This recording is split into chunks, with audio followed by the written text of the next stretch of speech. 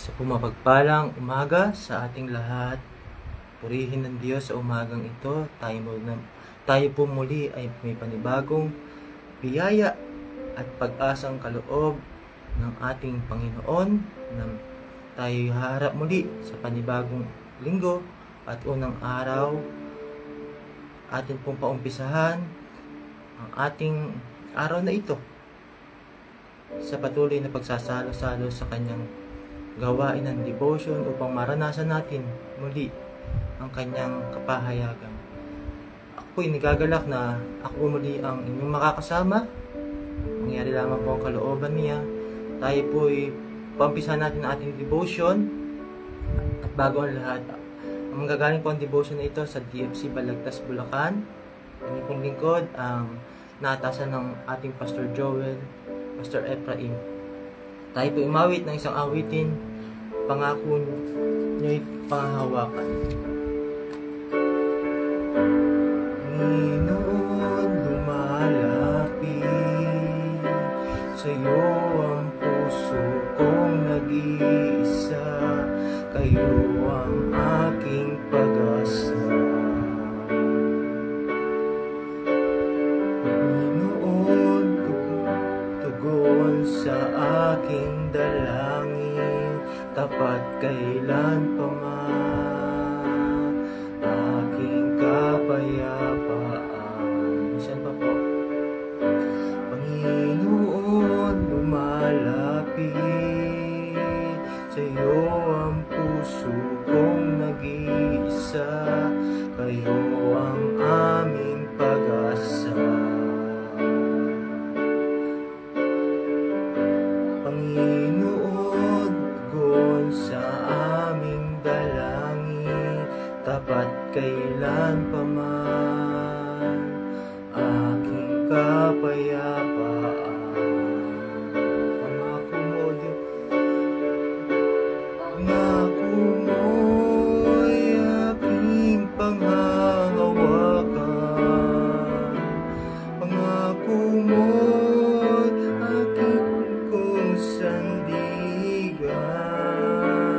Pangako mo'y tapat, magpakailanman ako ay di iwan o pababayaan man. Pangako mo'y aking panghahawakan.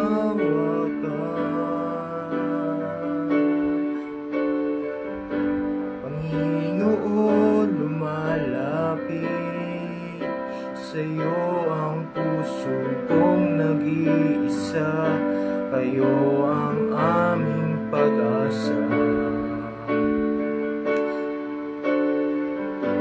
Panginoon, tugon sa aming dalangin, tapat kailan pa man aming kapayapaan. Ako mo'y aming panghahawakan. Pangako mo'y akong sandigan. Pangako mo'y tapat, magpakailanman ako ay di iwan o pababayaan man. Pangako mo'y aking panghahawakan. Pangako mo'y aking panghahawakan. Pangako mo'y aking panghahawakan. Hallelujah. Hallelujah. Panginoon Diyos na makapangyarihan sa lahat, sa umagang ito, kay sarap maranasan muli ang iyong presensya, O God. Ang iyong kapangyarihan na nagbigay sa aman sa oras na ito ng panibagong lakas na aming gagamitin sa buong maghapon, O God. Sa oras na ito, sa aming pag-aaral ng iyong salita, mahihiyag lamang po, Panginoon, ang iyong nais at kalooban. Gamitin mo lamang po ang iyong lingkod bilang yung daluyan ng pagpapala. At patuloy itong maging kalakasan, tugon sa mga pangailangan ng bawat anak mo, Panginoon. Makakasama ko sa live, Panginoon, sa ibang papuri pagluwalhati. Samahan niyo lamang po kami, Panginoon, at pangunahan ng Santong Espiritu. Sa pangalan ni Jesus. Amen. Hallelujah. Sa oras na ito, tayo po mag-aaral sa aklat ng Pilipos, chapter 3. Alam na po natin ang talatang ito, pero ganun pa man, dito po ako nililid ng Panginoon sa Pilipos chapter 3, verse 10 to 11. Sinasabi po dito ni Apostol Pablo ang kanyang hangarin. Nasabi po dito, nais ko ngayon na higit pang makilala si Kristo, maranasan ang kapangyarihan ng muli niyang pagkabuhay, makabahagi sa mga paghihirap niya at matulad sa kanyang kamatayan niya. Sa ganoon mabubuhay akong muli, hari nawa. Alam naman po natin na ginunita natin ang muling pagkabuhay at mga bagay na talagang pinagsumakit ng Panginoong Hesus sa krus ng Kalbaryo sa nakalipas na linggo. At sa oras na ito, tunay nga na ang kapangyarihan ng muling pagkabuhay ng Panginoon ang nagdadala sa atin sa higit na kagalakan at kakayanan, malakaran natin ang kalooban niya. Ngunit sa oras na ito, alam naman natin na ganun din si Apostol Pablo. At alam naman natin yung nilalaman dahil nagbabasa na tayo ng salita ng Diyos dito sa Pilipos, ang mga bagay na naging buhay ni Apostol Pablo at kanyang tinalikuran yun at pagnanasan niya. Ito nga po sa verse 10, na nais kong muli pang higit na makilala muli si Kristo. Na sa buhay natin, yung kapangyarihan na yun, yung pagnanasang ini-impart sa atin ng Panginoong Hesus. Di po ba? Kaya sabi nga po, di ba po sa Pilipos chapter 2 verse 13, sapagkat ang Diyos ang siya nagbibigay sa atin ng pagnanais kaya na masunod ang kalooban niya. Yun nga po yung kapangyarihan na bumula sa Diyos. Na yung kapangyarihan na yun, ang siya magbibigay sa atin ng pagbabago. Kapangyarihan ng pagbabago. Amen po. Sinasabi po sa Gawa chapter 3 verse 26, ano po sinasabi dito sa salita ng Diyos?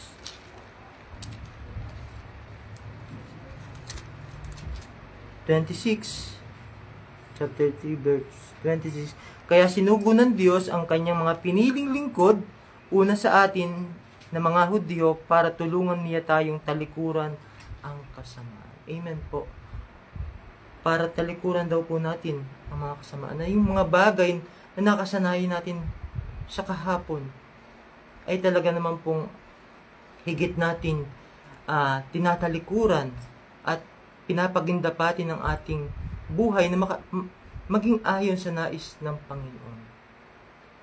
Higit pang makilala ang Diyos, na bilang lingkod, alam po natin na hindi na nakarapat-dapat yung ating mga ginagawa. Kung tayo dati ay parang walang pakialam sa mga kapwa natin at ginagawa lang natin yung bagay na nais natin, na parang kayang-kaya natin ang ating buhay, kayang-kaya natin ating sarili. Ngunit nakilala natin ang Panginoong Jesucristo at talagang naunawaan natin yung kanyang ginawa sa krus ng Kalbaryo, yung kanyang muling pagkabuhay, nagkaroon tayo ng kapangyarihan ng pagbabago. Na yung magkaroon tayo ng malasakit at lakaran natin ang kalooban niya. Pahayag ang kanyang mabuting balita. Amen po. At doon sa ating pag-aaral, unti-unti natin na i-impart din sa atin yung mga bagay na nais na ugaliin natin bilang lingkod ng Panginoon. At sa pangalawa po, doon sa pagnanais at yung nagdudulot ng kapangyarihan sa atin. Amen po. Kapangyarihan na magtagumpay tayo, or kapangyarihan ng tagumpay. Bakit? Kasi yung nagbibigay sa atin ng kapangyarihan upang malakaran natin yung higit na pagbabago, higit na makatupad tayo sa nais ng Panginoon, na patuloy tayo makapagdala ng kaluluwa, patuloy tayo makapag-akay at bago ng buhay, diba, buhay ng kapwa natin, na mga inaabot ng Panginoon. glory by glory.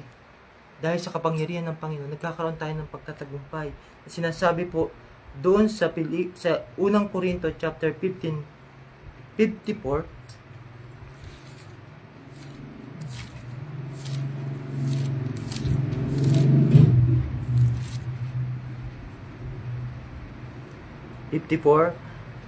at kapag ang katawang ito na nabubulok at namamatay ay napalitan ng katawang nabubulok, hindi na mamamatay. Matutupad na ang sinasabi sa kasulatan na nilupig na ng kamatayan at ganap na ang tagumpay. 55, nasaan ang kamatayan o tagumpay? Nasaan ang kapangyarihan?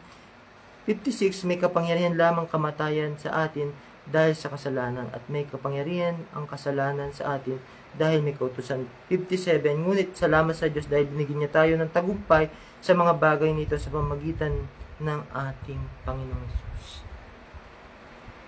Na yung dati nating buhay, yung bulok na buhay natin, nagkaroon ngayon ng panibagong buhay. Wala na tayo sa dati nating patay na buhay. At yung pagtatagumpay na yung nagdadala sa atin upang patuloy na magdulot ito ng higit na ganansya or kapangyarihan upang higit natin mabagong ating sarili. Dahil sa kamatayan ng Panginoong Hesus, nagpapakita na napagtagumpayan niya ang lahat. Tayo din po ay magtatagumpay upang patuloy natin mapagtagumpay ang lakarin. Na yun din po yung mga bagay na higit nating pinagsusumakitan na maging kabahagi na yun. Na sa atin pong mga bagay na ginagawa, na alam natin kahit minsan mahirap, di po ba, sa paghayag, dahil minsan po, alam natin na minsan may mga bagay na matatamaan, lalo na kung ang mga bagay na masisiran mo ay mas matatanda sa'yo, pero ganun pa man, yung takot na sa Diyos mo ginagawa, yung pagtatagumpay ay patuloy na panghahawakan dahil ang Diyos ay nagtagumpay sa mahirap na mga pagsubok, mahirap na mga pasakit, mahirap na mga pag-uusig. Tayo din po mga anak ng Diyos, na anuman yung sitwasyon, kalalagayan natin bilang lingkod, hindi man natin alam ang kanya-kanya natin sitwasyon, pero yung kapangyarihan ng tagumpay ay nasa sa atin na. Dahil nagtagumpay na ang Panginoon. At nabuhay na siyang muli. At sa pangatlo, yung kapangyarihan na yun ay nagdudulot sa atin ng higit na pag-asa. Amen po. Dahil ang Diyos natin ang pag-asa. Katulad ng palaging sinishare ng ating tagapanguna, may pag-asa tayo sa Panginoon. Ang ating Pastor Joseph, po ba, yung nagbibigay din sa atin kapag napapanood natin kada hapon. Pero dito tayo man sa 1 John chapter 3 verse 2 to 3.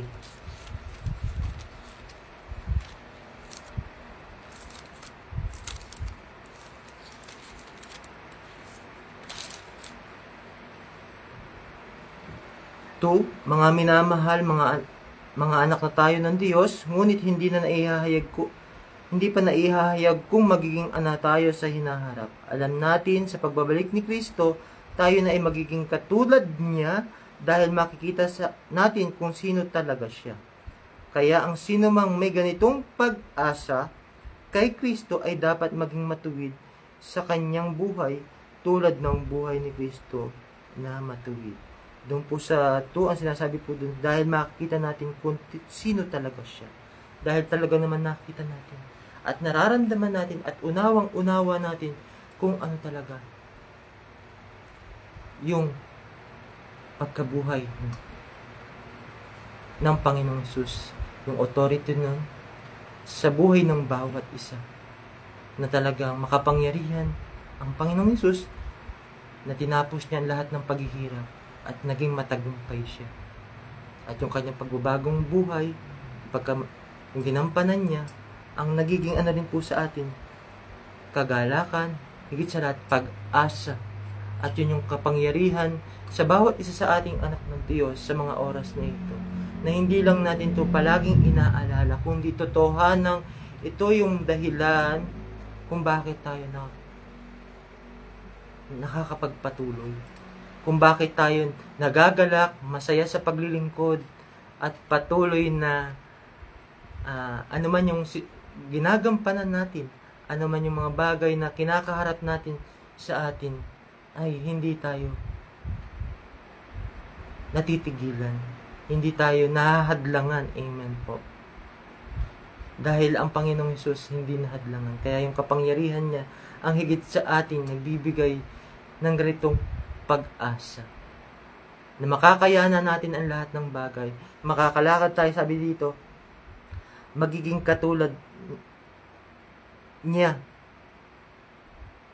tayo. Or sabi dito, alam natin sa pagbabalik ni Kristo, tayo ay magiging katulad niya dahil makikita natin yung dakilang pangako. At sa 3, ang sino mang may ganitong pag-asa kay Kristo ay dapat maging matuwid. At alam natin sa bawat isa, hindi man tayo 100% perfecto. Pero dahil yung kapangyarihan ng Diyos ay nasa sa atin. At higit tayong tinuturuan, tinutulungan sa ating paggampan, sa ating mga gampanin, tayo ay glory by glory. Nagiging karapat-dapat. Nakakalakad sa katwiran na yung dati nating buhay. Nasabi nga po sa aking sinabi kanina, meron tayong kapangyarihan ng pagbabago at pagtatagumpay. Pagtatagumpay na hindi na tayong dati nating buhay na nilalakaran, kundi glory by glory, meron na pong bagong buhay na matuwid, laan para sa Panginoon. Amen po. Na kung dati nga ay parang easy go lucky lang po tayo, na parang yung ating aim lang ay para lang sa buhay natin sa sarili, pero ngayon ang aim natin ay para sa kaharian ng Diyos, para sa Panginoon, na maging kabahagi din tayo nung kanyang ginampanan at patuloy tayong magamit sa kanyang ubasan. Amen po. Makita yung ating pong buhay na nag-iilaw sa mga taong nakapaligid sa atin. Na hindi na tayo nakikisama nakikisama sa mga dating natin mga kinaaaliwan, kundi yung mga bagay na ating nilalakaran ngayon ay panibagong higit na nagiging kapangyarihan ng mga nakapaligid sa atin upang patuloy din silang magnasa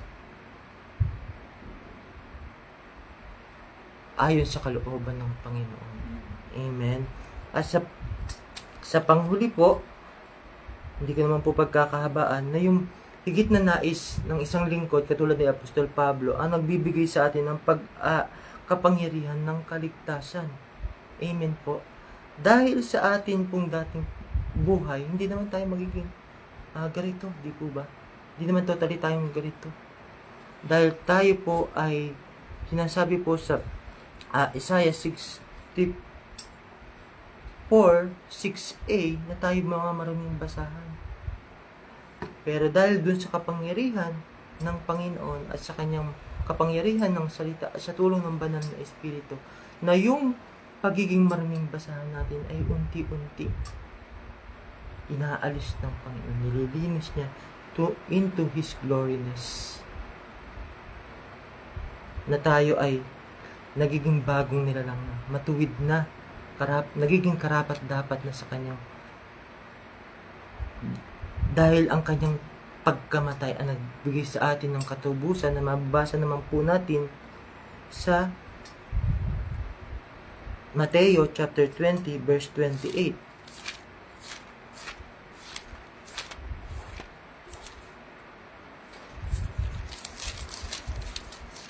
Sabi po dito, Mateo 20:28.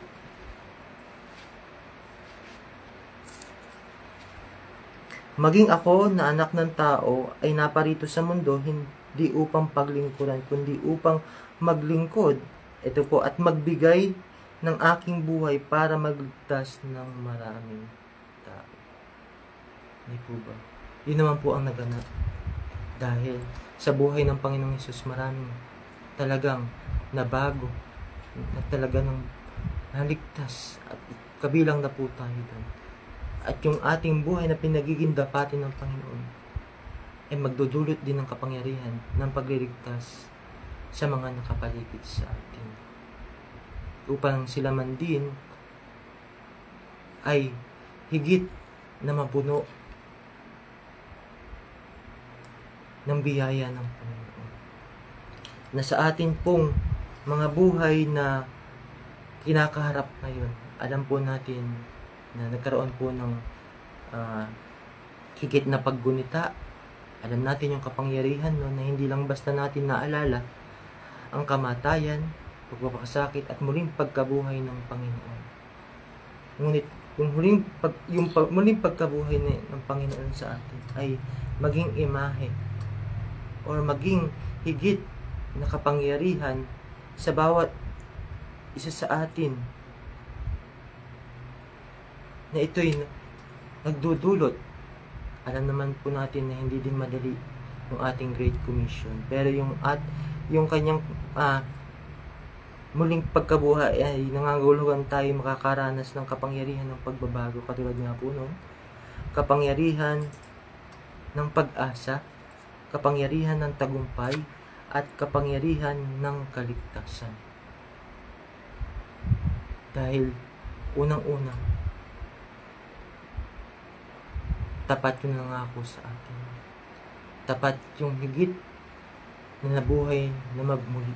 Kung paano siya yung perfecter and completer of this world. Amen po. Na ganun din po tayo.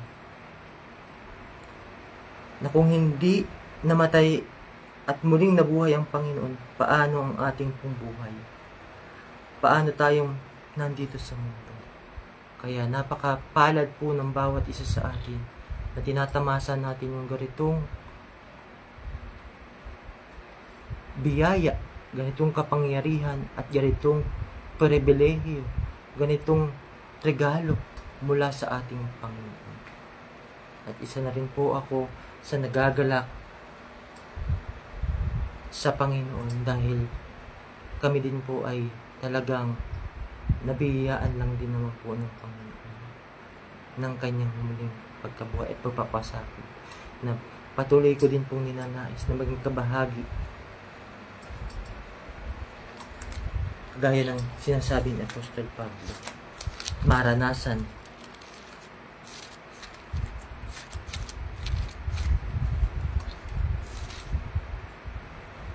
ang kapangyarihan ng muli niyang pagkabuhay, makabahagi sa paghihirap niya at matulad sa kanya at sa kanyang kamatayan. Hallelujah. Hallelujah. Kaya alam natin na higit na tinapos na ng Panginoon ang lahat. Kaya magagawa natin ng may ngiti ang lahat ng bagay kasi nasa atin ang kapangyarihan ng kanyang muling pagkabuhay. Nasa atin ang banal na Espiritu na hindi tayo mahadlangan, nalakbayin, lakaran, at patuloy na harapin ang ating mga responsibilidad o mga bagay na kinakaharap ng bilang anak ng Diyos. Nakatulad din po ni Apostol Pablo na sabi niya po, katulad ng manlalaro, patuloy niyang ginagampanan or makamtan ang gantimpala. Tayo din po. Ano ba? Sinasabi dito sa 14, tulad ng isang manlalaro, nagpapatuloy ako hanggang sa makamtan ko ang gantimpala, walang iba kundi ang pagtawag ng aking Diyos at makapamuhay sa langit sa pamagitan ni Kristo Jesus. Amen po. At napakasarap isipin ng ganun pong bagay. Kaya go lang po tayo sa lahat ng bagay at patuloy tayong pagtatagumpayin ng Panginoon. Dahil nasa atin yung kapangyarihan na higit pa sa ating hinihingi at inaasahan. Purihin po ang Diyos sa umagang ito. Alam po natin na higit na po nating unawa ito. Pero sa umagang ito, naway higit na ma-remind sa atin. Oo nga, no? Ang kapangyarihan ng kanyang muling pagkabuhay, yung kanyang pagpapakasakit, ay higit na patuloy na magdala sa atin nung pagbabago, nung pag-asa, nung katagumpayan at kaligtasan. Salamat po sa Panginoon sa umagang ito. Hari nawa ay patuloy na higit pa sa ating inaasahan ay biyayaan tayo ng Panginoon. Nang higit pa sa ating inaasahan.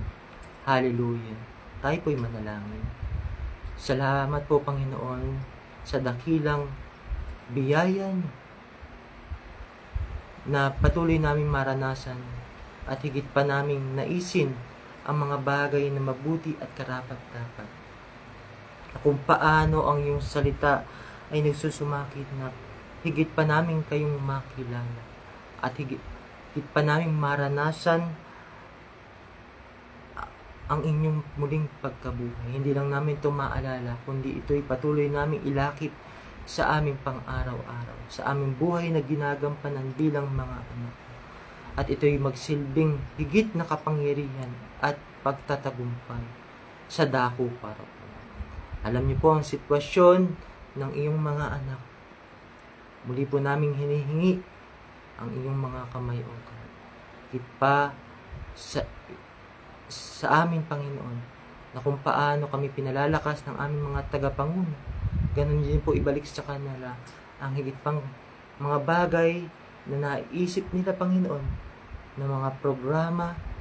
Kayo nga pong higit na magbigay ng kapangyarihan, probisyon at tulong Panginoon, may isagawa ang higit pang mithiin na kayo rin po Panginoon ang naglalagay sa kanila upang mailid kami Panginoon, maging kabahagi din kami Panginoon ng mga bagay na mula sa aming superintendent at si Pastor Joseph at sa kanilang pamilya, maging sa pamilya ng aming Pastora Never at ang kanyang pamilya, kabahagi Panginoon ang Pastor Joel at ang Pastor Lem.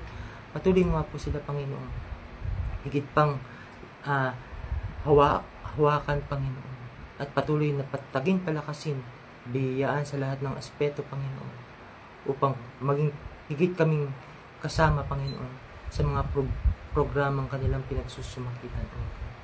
Salamat po sa umagang ito at patuloy naming harapin ang mga darating na araw Panginoon na kayo po ang aming kagalakan, kayo po ang aming pag-asa at pagtatagumpay, dahil kayo po ang aming kapangyarihan na gumagabay sa amin, O God.